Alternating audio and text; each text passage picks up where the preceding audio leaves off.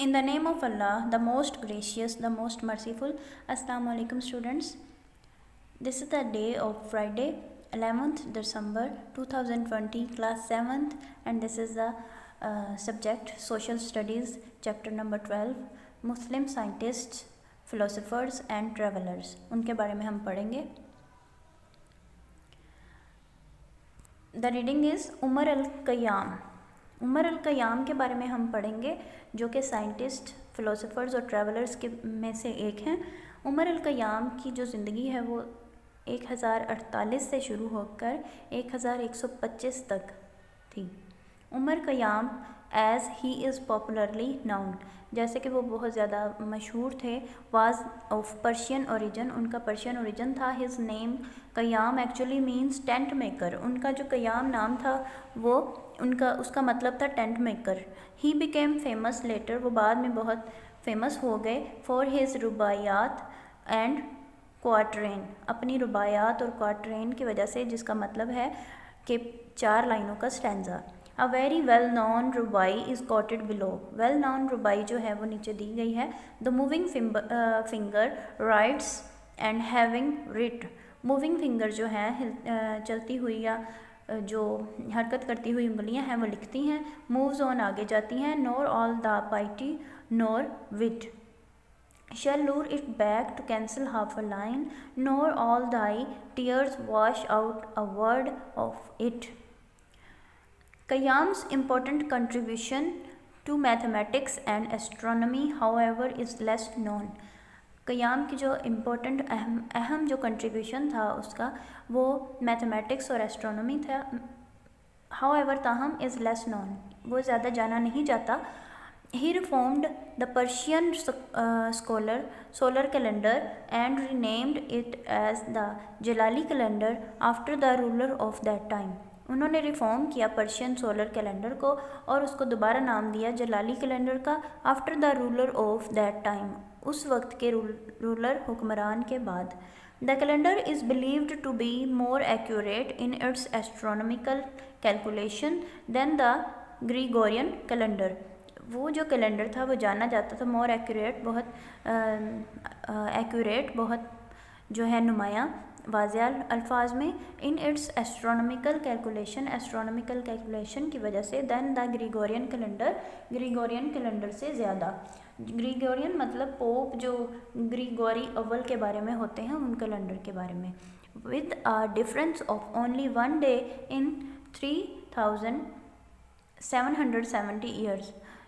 3770 साल में जो एक दिन का डिफरेंस होता है. Learning about the achievements of these remarkable man, इन लोगों की जो कि बहुत याद के काबिल होते हैं, इनके अचीवमेंट को याद करते हुए in various fields of knowledge, knowledge की बहुत सारी फील्ड्स में. We see that they lived in a period of Muslim history, हमने देखा कि वो रहे हैं मुस्लिम हिस्ट्री, इस्लामी तारीख़ जो है उसके वक्त में रहे हैं. When the Muslim nations were strong and successful, जब इस्लामी जो अवाम होती है वर स्ट्रॉन्ग एंड सक्सेसफुल, जब स्ट्रॉन्ग थी और सक्सेसफुल थी. This made it possible for the governments and rulers to support and finance scientists, philosophers and men of knowledge, resulting in the developed civilization. इसने इनको पॉसिबल कर दिया, मुमकिन बना दिया गवर्नमेंट के लिए और हुक्मरानों के लिए कि वो मदद कर सकें और फाइनेंस कर सकें कारोबारी तौर पर साइंटिस्ट को, फ़िलोसफर्स को and the man of knowledge, और जिनके पास बहुत ज़्यादा इल्म होता है उन लोगों को. Resulting in a developed civilisation, जिसका रिज़ल्ट ये था, नतीजा ये निकला था कि डेवलप्ड बहुत ज़्यादा जो है तरक्की याफ्ता तहज़ीब ने जन्म लिया था, तरक्की याफ्ता तहज़ीब हो चुकी थी. This is your classwork. You have to write the question number 3 on your notebook. Write about the importance of Al-Khwarizmi work. Al-Khwarizmi के वर्क की जो इम्पोर्टेंस है उसको लिखें. How did this help other later scientists? उन्होंने दूसरे scientist की मदद कैसे की थी. Al-Khwarizmi works on mathematics. Al-Khwarizmi mathematics में वर्क करते हैं. अलजब्रा में, कॉन्सेप्ट ऑफ ज़ीरो, ज़ीरो के कॉन्सेप्ट में। He also works on science and engineering, उन्होंने इंजीनियरिंग और साइंस में भी वर्क किया। His major contribution to solve mathematical calculation, उनकी जो मेजर कंट्रीब्यूशन थी कि मैथमेटिकल कैलकुलेशन को सॉल्व करना था। ही also works on the future science application, वो वर्क करते हैं फ्यूचर साइंस की एप्लीकेशन पर भी अपने वक्त में।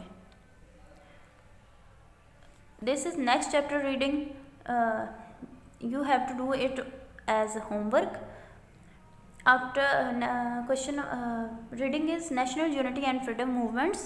National unity कौमी जो इत्तेहाद होता है और फ्रीडम मूवमेंट आज़ादी की तरफ जो मूवमेंट हरकत जो होती है उसके बारे में ये लेसन है।